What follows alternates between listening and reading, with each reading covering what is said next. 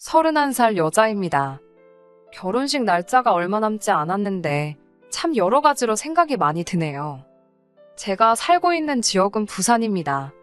저희 부모님은 작은 식당 하나 운영하고 계시고 대박집까지는 아니지만 그래도 한 번쯤은 들려봐야 할 맛집으로 아는 사람들 사이에서는 소문이 자자해서 평소에도 손님이 그럭저럭 있는 편이고 특히 휴가철에는 정신이 없을 정도로 바쁜 가게를 하고 계세요. 한 자리에서 오래 하셔서 단골 손님이 많은 가게입니다.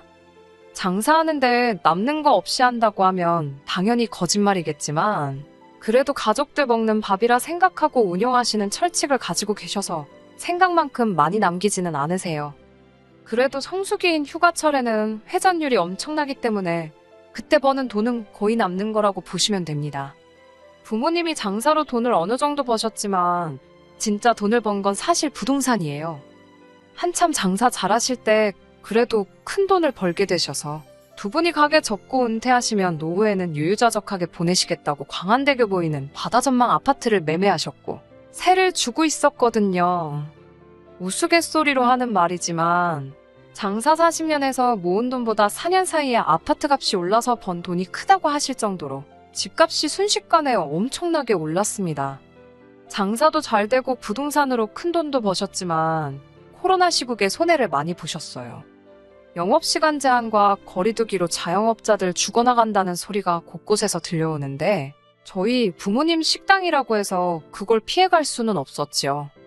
평소 하던 장사에도 타격이 컸지만 가장 힘들었던 게 1년 중 가장 큰 돈을 버는 휴가철이 돼도 관광객 수가 줄어들었으니 그때 버는 돈이 주 수입원이었던 부모님 가게는 타격이 컸지요. 원래는 성수기 때 직원들도 더 뽑아서 쓰고 그랬는데 몇 달이면 끝날 줄 알았던 그 상황이 1년이 되고 2년째가 되니까 버티기가 힘들더라고요.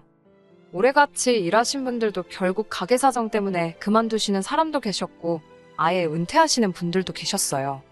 그때 부동산은 한참 오르고 있었으니 솔직히 손해본 건 아니었지만 언제까지 지속될지도 모르는 상황에 한참 잘 오르고 있는 집을 정리해서 손해를 메꾸자니 세금으로 나가는 돈도 크고 이래저래 그게 해결 방안이라는 생각이 들지 않았습니다.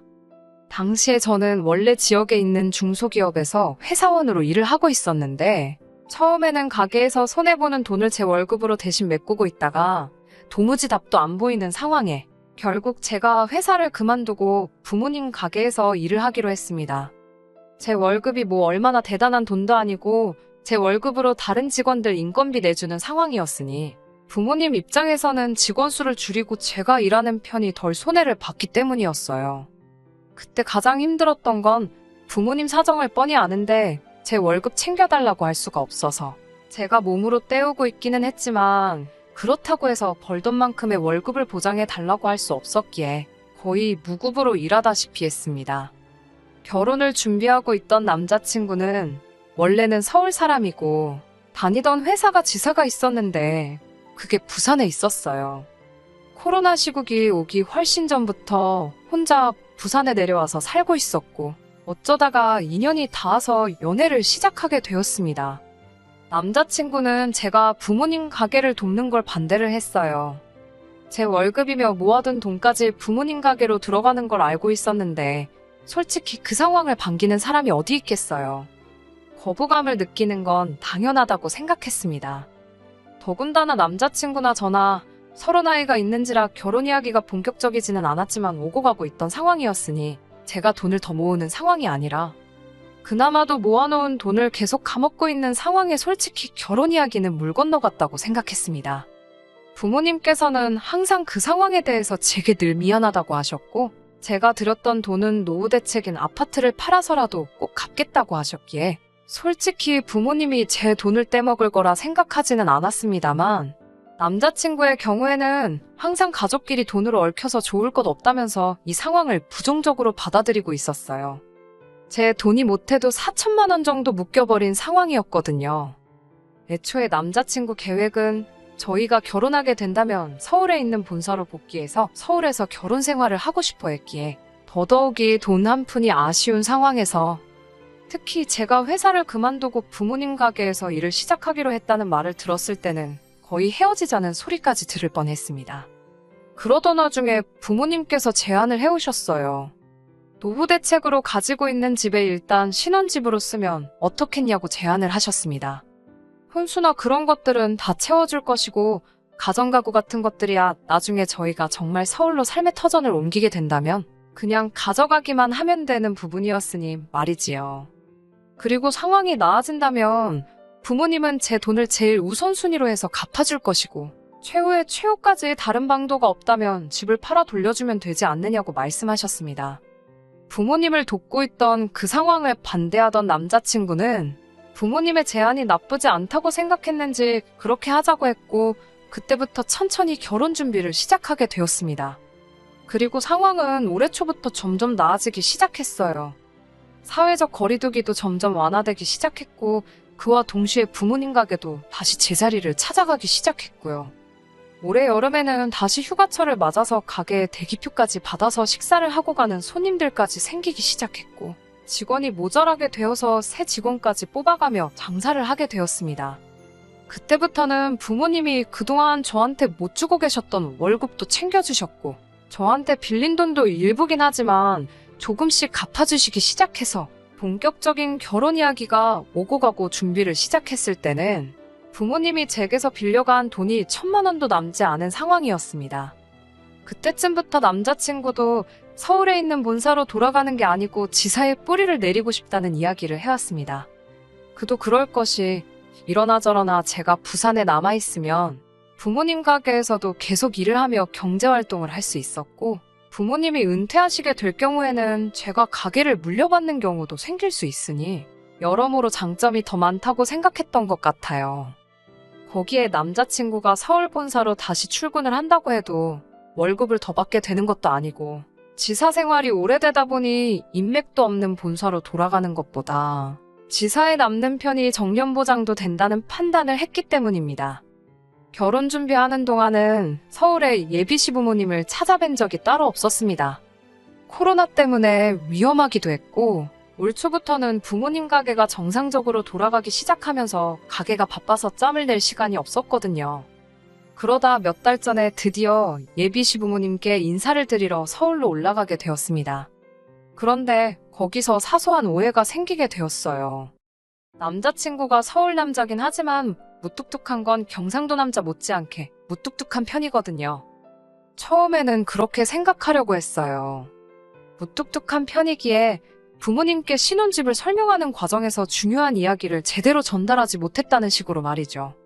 처음에는 분위기도 좋았고 사소한 이런저런 이야기를 주고받고 있었습니다. 그러다가 예비 시어머니가 저한테 신혼집 이야기를 꺼내더라고요. 아파트 시세에 대해서 묻길래 부모님이 노후 대책으로 사두신 아파트고 4억에 매매를 했는데 현재는 그게 많이 올라서 10억 정도 하는 걸로 알고 있다고 제가 아는 선에서 대답을 했습니다. 그런데 난데없이 결혼하게 되면 그 집 명의는 어떻게 할 거냐고 묻더라고요. 그 말에 처음에는 남자친구가 자세한 이야기는 하지 않고 저희 부모님이 집을 해주시기로 했다고만 전달한 줄 알고 다시 정리해서 예비 시어머니한테 설명해드렸어요. 말씀드렸다시피 그 집은 저희 부모님께서 노후 대책으로 사놓으신 아파트고 두 분이 은퇴하시면 그 집에서 지내실 거라고 저희는 그때까지 그 집에서 살다가 부모님 은퇴하는 타이밍에 맞춰서 새 집을 구해서 나갈 계획이라고 말했더니 그 말은 금시초문이라는 듯이 반응을 하더라고요.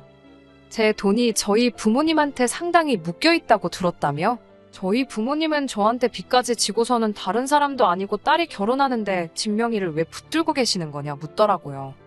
빚이라고 해봐야 그때 당시에는 1,000만 원도 남아있지 않았고 가장 많이 빌려가셨을 때도 4천만 원 남짓한 돈이었는데 아무리 그래도 1,000만 원 빚 갚는다고 10억짜리 집을 제 명의로 돌려주실 이유는 없잖아요.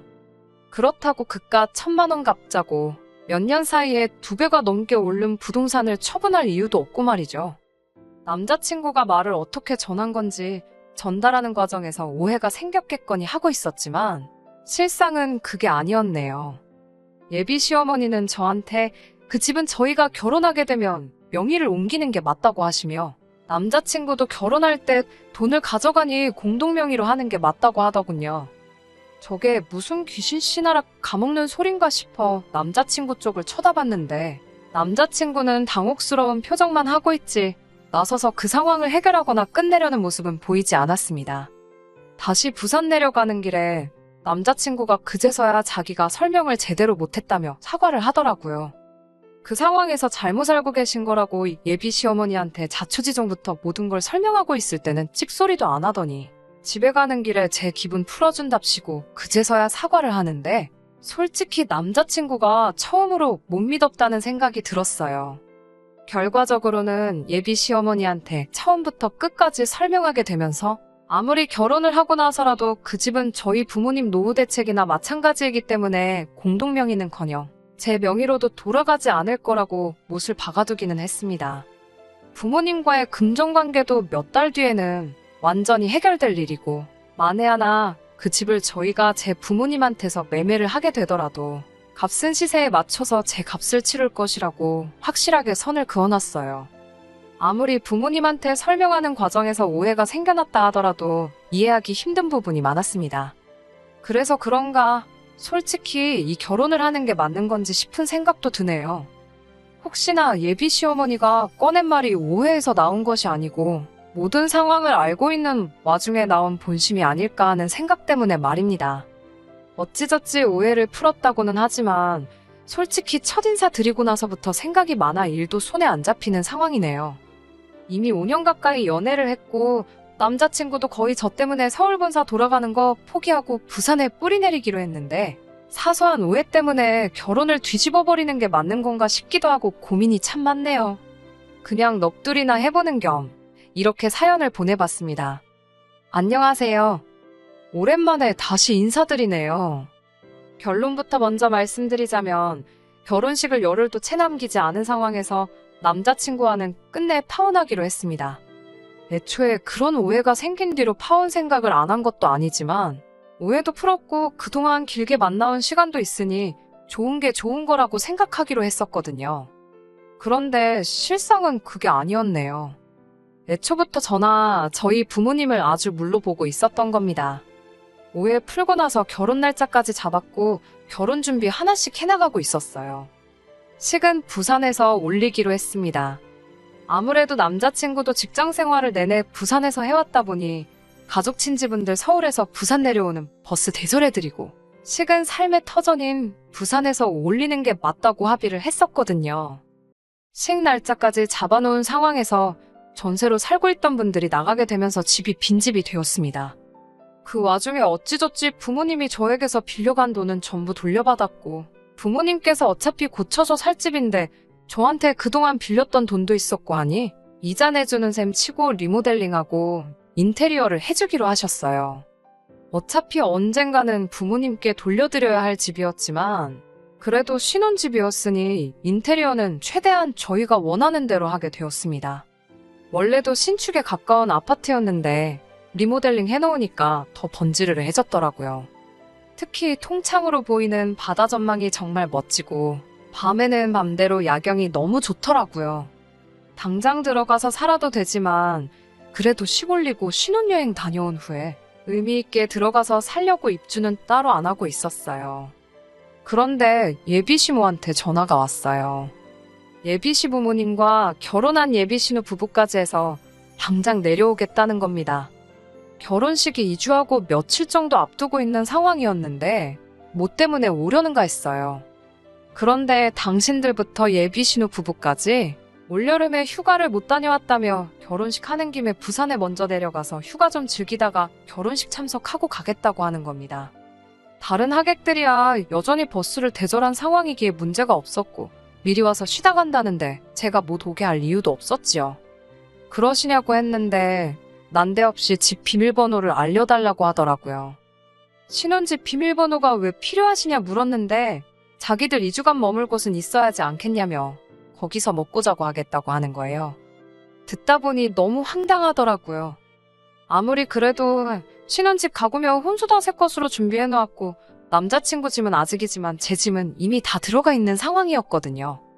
저희도 당장 들어가서 살아도 되는 상황이긴 했지만 기분 내겠다고 저희도 가고 싶은 거 참고 견디고 있는데 그 집이 지금 빈집이나 마찬가지인데 좀 쓰면 어디가 덧나냐고 하더라고요. 그건 조금 어려울 것 같다고 말했더니 빈집 가지고 뭘 야박하게 구냐면서 예비 시부모가 쓰겠다는데 어떻게 거절을 할 수가 있냐면서 저한테 뭐라 쓴소리를 하더라고요.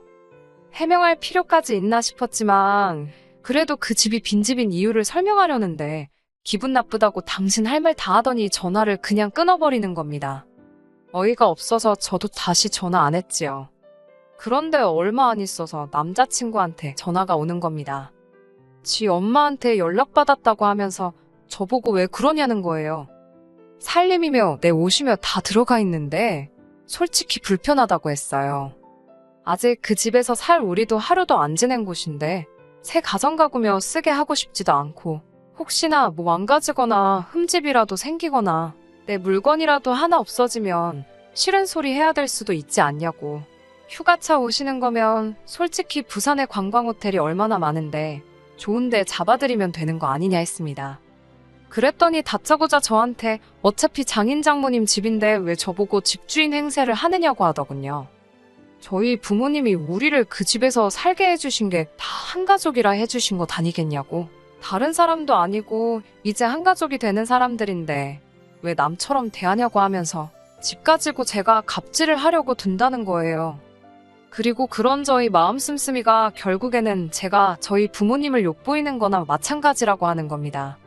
저희 부모님을 욕보이는 일이라길래 저희 부모님한테 곧바로 전화를 걸었어요.